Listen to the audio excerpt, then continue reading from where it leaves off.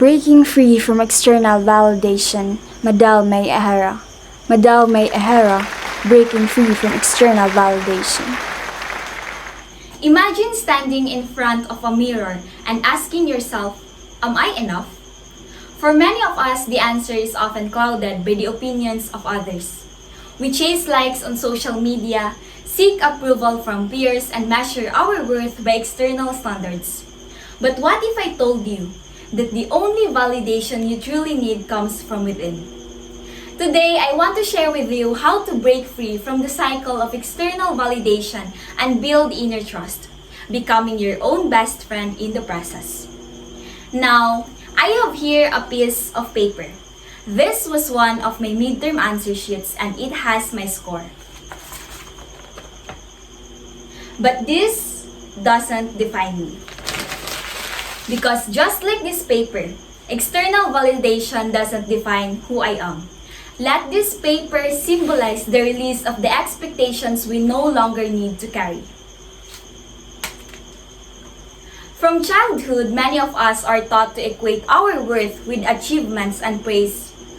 A good job sticker in school, compliments from friends, or likes on a photo all feel rewarding, right?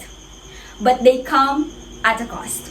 Relying on these external markers creates a fragile sense of self-worth.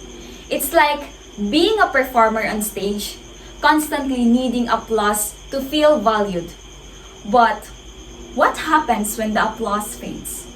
Studies shows that this dependency often leads to stress, anxiety, and diminished self-esteem.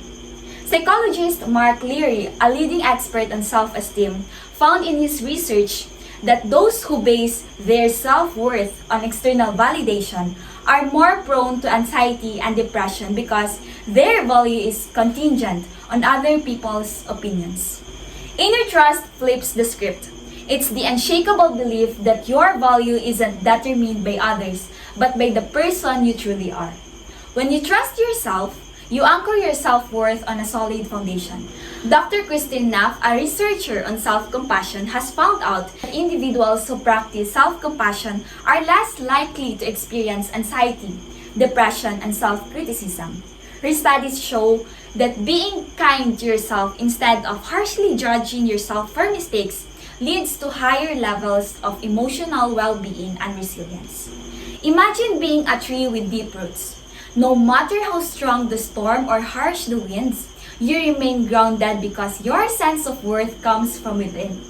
Research highlights that individuals who nurture inner trust experience greater happiness, emotional stability, and stronger relationships.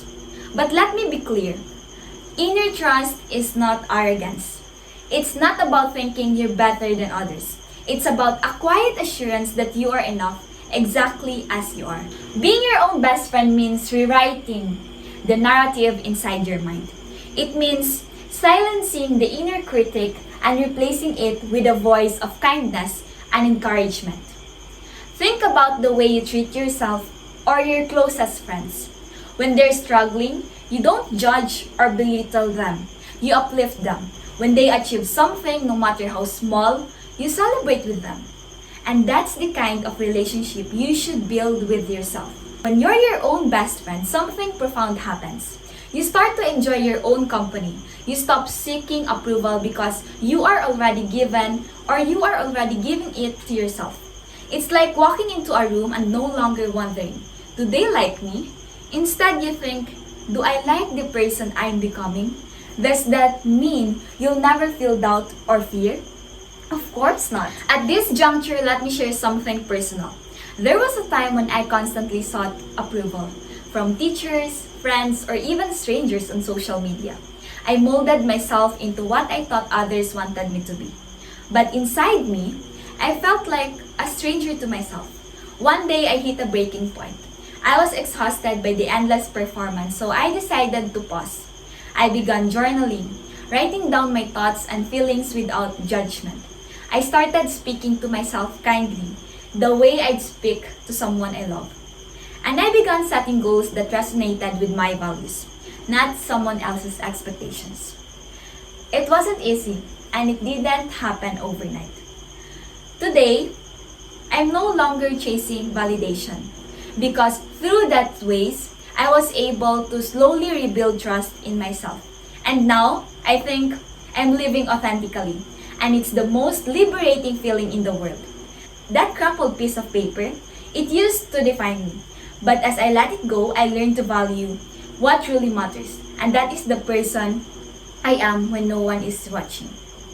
Breaking free from external validation is a courageous act of self-love. It's about reclaiming your power and recognizing that your worth isn't determined by anyone else. When you trust yourself, you unlock a reservoir of confidence and resilience that no external applause can match. So here's my challenge to you. Take your own metaphorical piece of paper, whether it's a test score, a social media post, or an expectation someone placed on you, and let it go. Crumple it, because you are so much more than what others see. You are enough. And that's it on my piece. Thank you for listening. And once again, this was all about breaking free from external validation.